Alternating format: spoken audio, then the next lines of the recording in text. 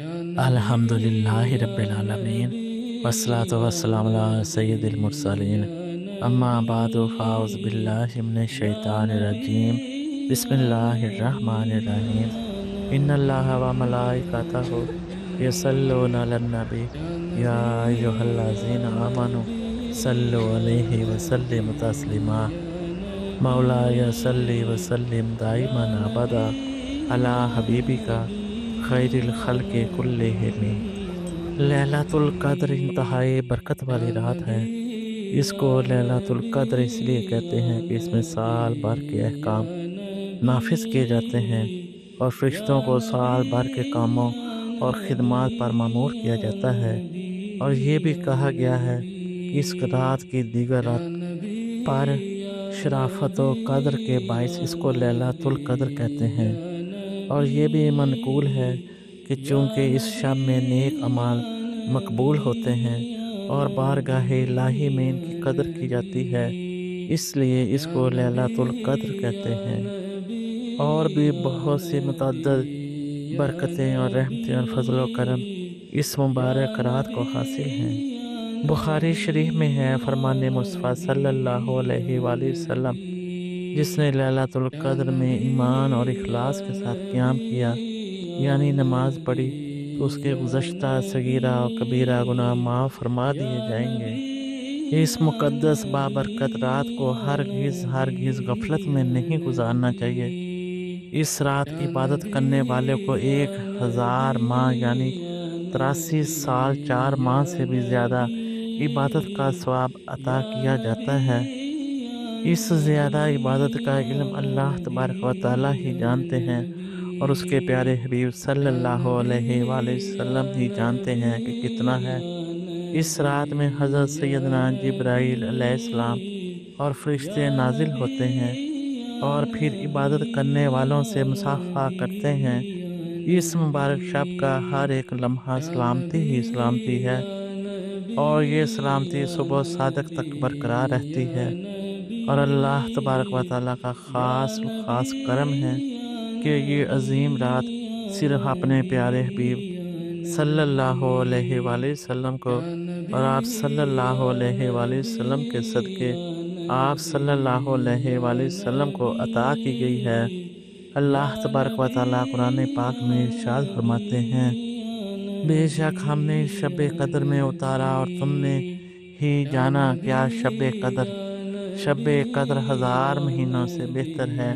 اس میں فرشتے اور جبریل اترتے ہیں اپنے رب کے حکم سے، اور ہر کام کے لیے وہ سلامتی ہے صبح و صادق تک۔ اس رات مبارک میں اللہ تبارک و تعالیٰ نے قرآن کریم کو لوح محفوظ سے آسمان دنیا پر نازل فرمایا، اور پھر تقریباً 23 برس کی مدت میں اپنے حبیب مکرم صلی اللہ علیہ وآلہ وسلم پر اسے بتدریج نازل فرمایا۔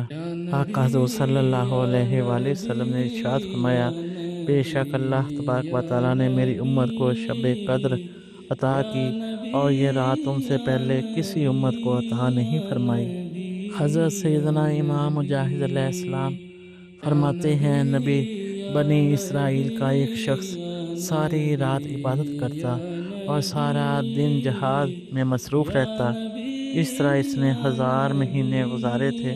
تو اللہ تبارک و تعالیٰ نے یہ آیت مبارکہ نازل فرمائی، یعنی شب قدر کا قیام اس عابد یعنی عبادت گزار کی 1000 مہینے کی عبادت سے بہتر ہے۔ تمام صحابہ کرام آقا حضور صلی اللہ علیہ وآلہ وسلم کی خدمت بابرکت میں حاضر ہوئے اور فرمایا، یا رسول اللہ صلی اللہ علیہ وآلہ وسلم، ہمیں تو بہت تھوڑی عمریں ملی ہیں، اس میں بھی کچھ حصہ نیند میں گزرتا ہے تو کچھ حصہ طلب معاش میں، کھانے پینے میں، اور دیگر امور دنیاوی میں بھی کچھ وقت صرف ہو جاتا ہے، لہٰذا ہم تو صرف شمعون رحمۃ اللہ تعالیٰ علیہ کی طرح عبادت کر ہی نہیں سکتے، یوں بنی اسرائیل ہم سے عبادت میں بڑھ جائیں گے۔ امت کے غمخوار آقا حضور صلی اللہ علیہ وآلہ وسلم یہ سن کر غمگین ہو گئے۔ اسی وقت حضرت سیدنا جبرائیل امین علیہ السلام سورۃ القدر لے کر حاضر خدمت بابرکت ہو گئے اور تسلی دے دی کہ پیارے حبیب صلی اللہ علیہ وآلہ وسلم آپ رنجیدہ نہ ہوں۔ آپ صلی اللہ علیہ وآلہ وسلم کی امت کو ہم نے ہر سال میں ایک ایسی رات عنایت فرما دی کہ اگر وہ اس رات میں عبادت کریں گے، حضرت شمعون رحمۃ اللہ تعالیٰ علیہ کی 1000 ماہ کی عبادت سے بھی بڑھ جائیں گے۔ اللہ تبارک و تعالیٰ اپنے محبوب حضور اکرم صلی اللہ علیہ وآلہ وسلم کی امت پر کس قدر مہربان ہے، یا آپ نے ہم پر کیسا عظیم الشان احسان فرمایا کہ اگر شب قدر میں عبادت کر لیں تو 1000 ماہ سے بھی زیادہ کی عبادت کا ثواب پا لیں۔ مگر ہمیں شب قدر کی قدر کا صحابہ کرام رضی اللہ تعالیٰ عنہ ہی تھے، جن کی حسرت پر، جن کی خواہش پر ہم سب کو اتنا بڑا انعام بغیر کسی خواہش کے مل گیا۔ بے شک انہوں نے اس کی قدر بھی کی، مگر افسوس ہم ناقدرے ہی رہے۔ ہر سال ملنے والے اس عظیم الشان انعام کو بھی ہم غفلت کی نظر کر دیتے ہیں۔ اللہ تبارک و تعالیٰ سے دعا ہے کہ اللہ تمام امت مصطفیٰ امت محمدیہ اس ماہ رمضان کی شب قدر کی تمام فضیلتیں، برکتیں، رحمتیں اور تمام فیوز و برکات ہم سب کے مقدروں اور نصیبوں میں فرما دیں۔ آمین ثم آمین۔ جزاکم اللہ خیر و احسن الجزاء۔